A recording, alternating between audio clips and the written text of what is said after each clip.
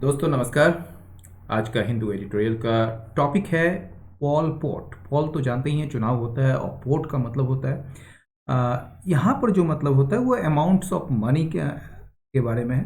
लेकिन पोट जो होता है एक्चुअल में होता है क्या कि एक राउंड कंटेनर होता है जिसमें हम लोग कुकिंग करते हैं, ठीक है ना, गोल सा, ठीक है।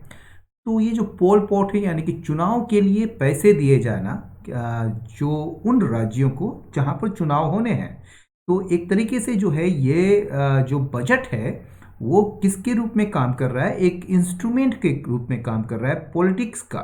यानी कि बजट जो है, ये बजट जो है आपका as an instrument of politics, यानी कि राजनीति का एक साधन के रूप में बजट जो है इस साल अपना इस्तेमाल होते हुए पूरी तरह से देखा है, ठीक है ना। Found full play this year. Full play का मतलब होता है गिव समथिंग, फुल प्ले का मतलब होता है टू डेवलप समथिंग, यानी कोई चीज़ को विकसित करना। तो वो जो बजट इस बार का जो बजट है उसमें पॉलिटिक्स का साधन के रूप में इसे जो है ये अच्छे तरीके से इस्तेमाल किया गया इस साल। The largest to the election going states of Kerala, Tamil Nadu, West Bengal and Assam in the budget presented by finance minister Nirmala Sitharaman on Monday was unmistakable. अब देखिए, ये जो लार्जेस्ट है ये आपका सब्जेक्ट है, और ये जो है आपका वर्ब है वाज अनमिस्टेकेबल। ये लार्जेस्ट वाज अनमिस्टेकेबल। अब देखिए इसके बीच में जो है ये कहा गया है कि लार्जेस्ट का मतलब पहले समझिए। लार्जेस्ट का मतलब होता है दरिया दिली या उदारता या पैसे दिए जाना, ठीक है ना। अमीर लोगों के द्वारा जो गरीब लोगों को पैसे दिए जाते हैं या उदारता जो दिखाई जाती है वही चीज़ है लार्जेस्ट। तो लार्जेस्ट जो है यानी कि ये जो उदारता या दरिया दिली या पैसे जो दिए गए हैं, किसको दिए गए हैं? इलेक्शन गोइंग स्टेट्स को, यानी कि जहां इलेक्शन होने वाले हैं, ठीक है ना। वो है कौन कौन स्टेट्स? केरला है, तमिलनाडु है, वेस्ट बंगाल है एंड आसाम है, ठीक है ना। इन द बजट, बजट में, ठीक है, जिसे पेश किया गया है budget, in the budget presented by finance minister, जिसे पेश किया गया है वित्त मंत्री निर्मला सीतारमन के द्वारा मंडे को, वह वो जो लार्जेस्ट था वह अनमिस्टेकेबल था, सुस्पष्ट था, एकदम उसमें कोई संदेह नहीं था, बिल्कुल उसमें कोई मिस्टेक नहीं किया जा सकता था, मतलब सुस्पष्ट था। The massive outlay of 65,000 crore rupees for the development of the NH66 corridor in Kerala, as well as the announcement of the second phase of the Kochi Metro and the development of the Kochi Fishing Harbour as a commercial hub, are big ticket budget proposals by any standard। ये वाक्य तो जरा सा बड़ा है, लेकिन इसको हम तोड़ के समझेंगे। ये जो मेसिव, मेसिव मतलब विशाल, आउटले मतलब खर्च, ये जो खर्च विशाल व्यय को जो दिखाया गया है वो कितना है? 65,000 करोड़ का है, ठीक है ना, 65,000 करोड़ का है। ये किसके लिए है? For the development of the NH66 corridor इन केरला। ये केरला में जो NH66 जो गलियारा है, ठीक है ना, उसके विकास के लिए जो है ये 65,000 करोड़ का जो खर्च है, मैसिव खर्च, यानी कि एक विशाल खर्च जो है। साथ ही साथ as well as the announcement, ये जो घोषणा है किस चीज़ का? सेकेंड फेज, यानी कि दूसरे चरण का, of the Kochi metro, Kochi metro के दूसरे चरण का की घोषणा। एंड द डेवलपमेंट और विकास किस चीज़ का? Of the Kochi fishing harbour. Harbour मतलब बंदरगाह होता है, फिशिंग वो बंदरगाह जहाँ पर फिशिंग की जाती है, मतलब मछली पकड़ा जाता है। तो कोची फिशिंग हार्बर को डेवलप करने का घोषणा किसके रूप में? एक कमर्शियल हब में, एक कमर्शियल यानी कि व्यापारिक या आप कह सकते हैं वाणिज्यिक केंद्र के रूप में। आर बिग टिकट, ये सारे जो हैं ये बिग टिकट बजट प्रपोजल्स हैं। बिग टिकट मतलब बहुत ही कीमती, जिसमें मतलब कि एक्सपेंसिव, मतलब बहुत ज़्यादा लागत लगने वाला वो बजट प्रपोजल्स हैं ये, बाय एनी स्टैंडर्ड, किसी भी सूरत में।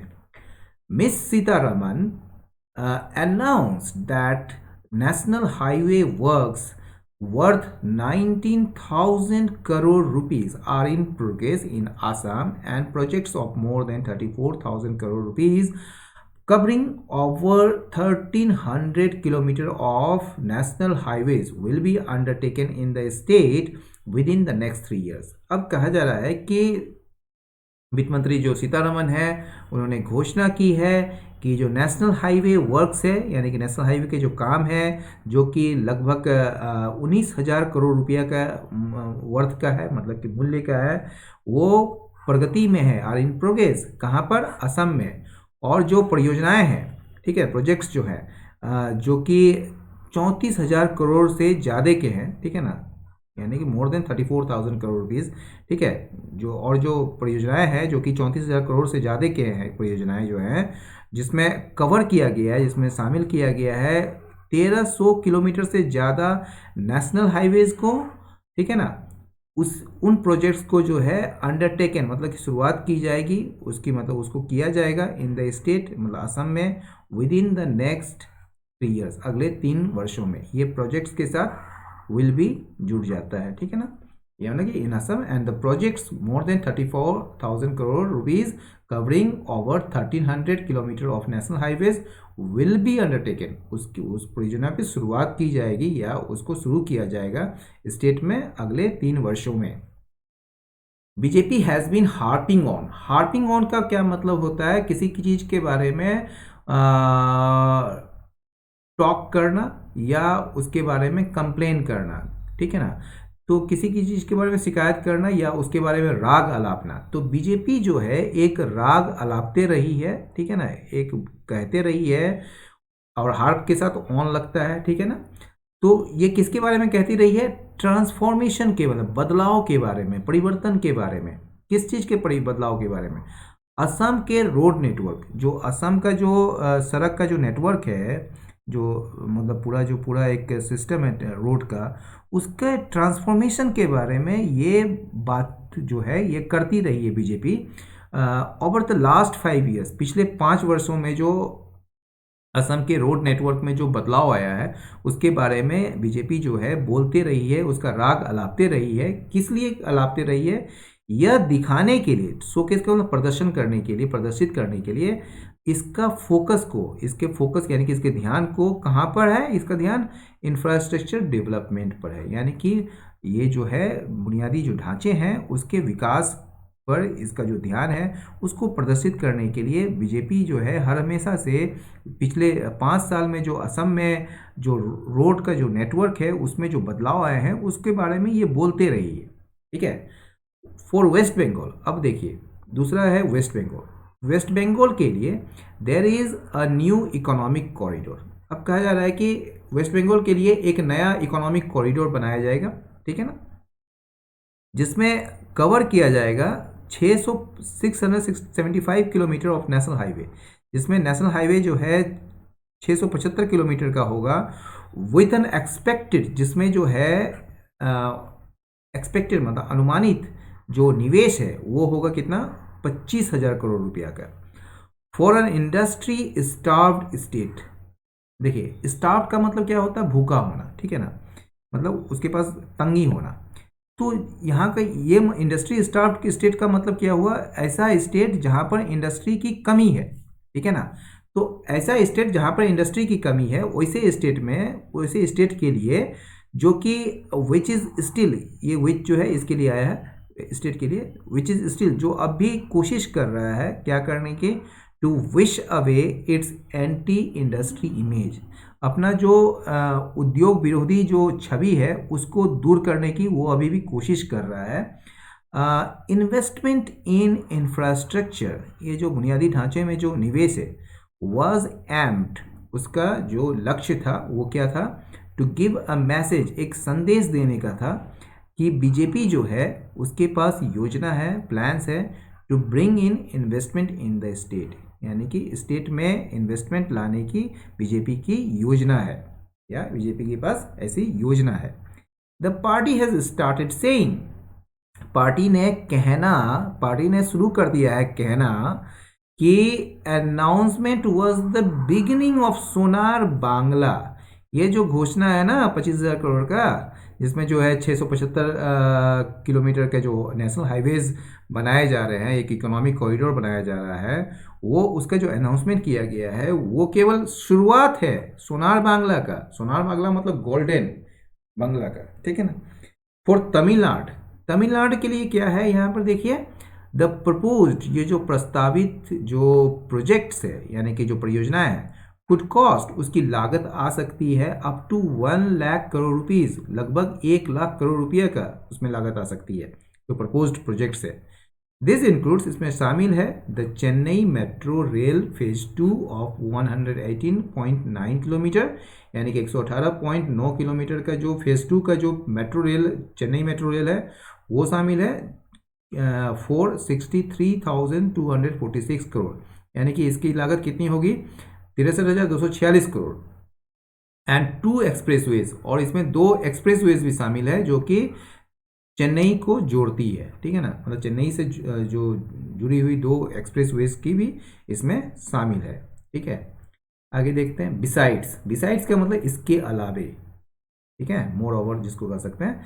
इंफ्रास्ट्रक्चर्स एलोकेशन, ये जो इंफ्रास्ट्रक्चर्स को लेकर जो आवंटन किए गए हैं या अनुदान दिए गए हैं, ठीक है, तो जो बुनियादी ढांचे को लेकर जो आवंटन किए गए हैं उसके अलावे, ठीक है, द बजट ऑल्सो 6, इस बजट में ये भी चाहा गया है, ये भी मतलब कि एक तरीके से इसमें इच्छा व्यक्त की गई है कि नोटेबल, नोटेबल मतलब उल्लेखनीय, सोशल सेक्टर यानी कि सामाजिक क्षेत्र का इंटरवेंशन हो, यानी कि उसका दखल हो किस चीज़ में, इन दीज स्टेट्स, इन राज्यों में जो है उल्लेखनीय सामाजिक स्तर का या सामाजिक क्षेत्र का जो है वो दखल हो या हस्तक्षेप हो इन राज्यों में, ऐसा इस बजट में मतलब कि कोशिश की गई है या ऐसा इस बजट में इच्छा व्यक्त की गई है, ठीक है ना, चाहा गया है।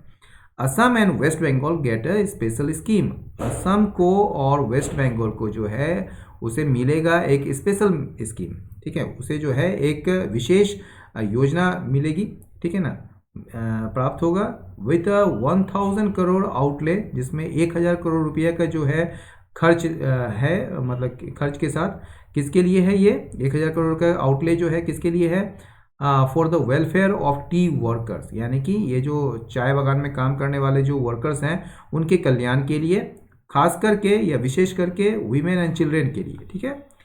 प्लांटेशन वर्कर्स जो होते हैं यानी कि बागान में काम करने वाले जो कर्मी हैं, ठीक है, एंड डिसेंडेंट्स, और उसके जो वंशज हैं, ये या आप कह सकते हैं टी ट्राइब्स, यानी कि चाय की जो जनजाति हैं, चाय की जनजाति मतलब चाय बागान में काम करने वाले लोग की जो जनजाति हैं, और एक्स टी ट्राइब्स या फिर जो एक्स का मतलब पूर्व टी ट्राइब्स जो हैं, एक्स टी ट्राइब्स, ये जो हैं comprise almost 20% of the Assam total population, यानी कि असम का पूरी आबादी का ये कितने प्रतिशत हैं, लगभग 20% हैं ये प्लांटेशन वर्कर्स, ठीक है ना। एंड और ये जो है प्लांटेशन वर्कर्स जो है एक डिसिसिव या डिसाइसिव फैक्टर है, एक बड़ा निर्णायक कारक है इन मेनी असेंबली सीट्स, कई सारे जो असेंबली सीट्स हैं उसमें बड़ा एक महत्वपूर्ण, एक बड़ा निर्णायक कारक है, कहाँ पर, इन असम में और वेस्ट बंगाल में, ठीक है। The budget is an instrument of politics, कहा जा रहा है कि बजट जो है जो ऊपर में दिया गया था एक साधन है, ठीक है, किस चीज़ का, राजनीति का, but it should not be predicated entirely, लेकिन यह जो है ये बजट जो है इट उसके लिए आया है, इसे आधारित नहीं होना चाहिए पूरी तरीके से ऑन इमीडिएट इलेक्ट्रल कैलकुलेशन, यानी कि तत्काल चुनाव से संबंधित जो गणना है या जो कवायद हैं, जो चुनाव से जुड़े हुए जो कैलकुलेशंस हैं या जो गणना है उस पर पूरी तरह से ये आधारित नहीं होनी चाहिए।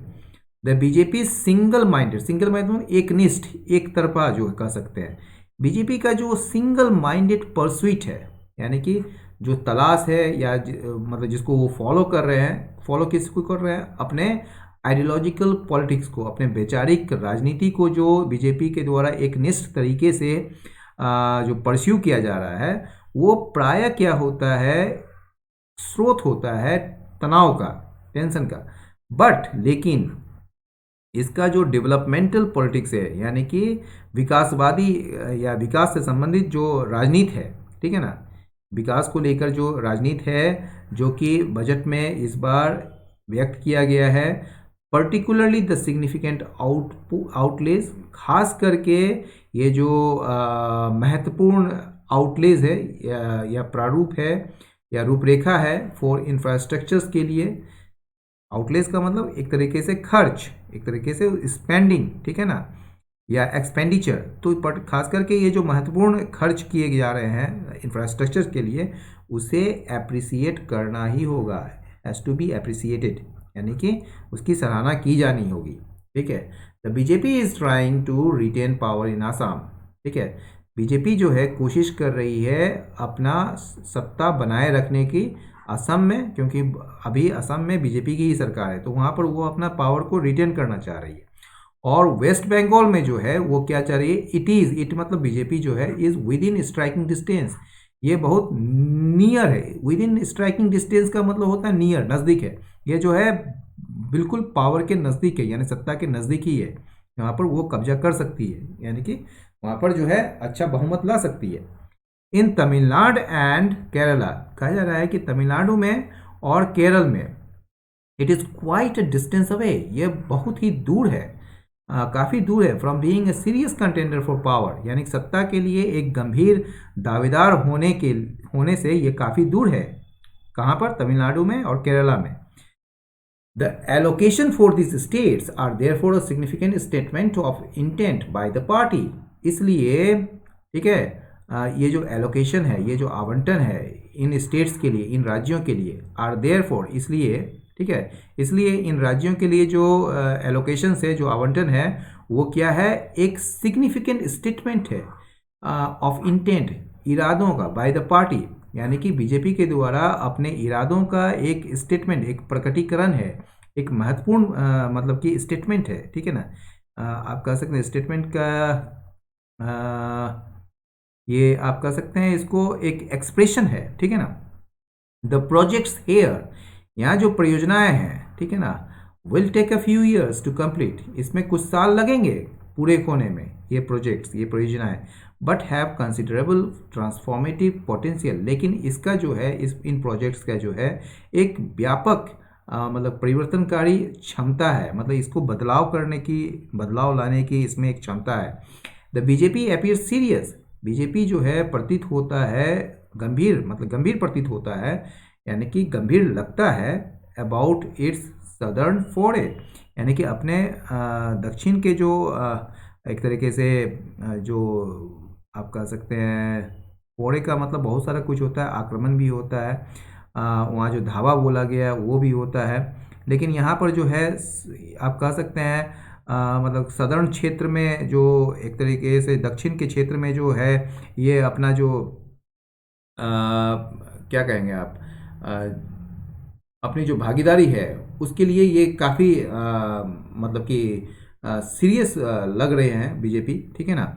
बट इट्स राइवल्स, लेकिन इसके जो प्रतिद्वंदी हैं, might not allow it to take full credit, इसे जो है मतलब कि पूरी तरह से श्रेय लेने के लिए अलाउ नहीं कर सकते हैं for the allocation of state resources, यानी कि राज्यों का जो संसाधन है उसके आवंटन के लिए पूरी क्रेडिट लेने में इसके राइवल्स जो हैं वो इसे सामने नहीं ला सकते या फिर इसे अलाउ नहीं कर सकते, ठीक है।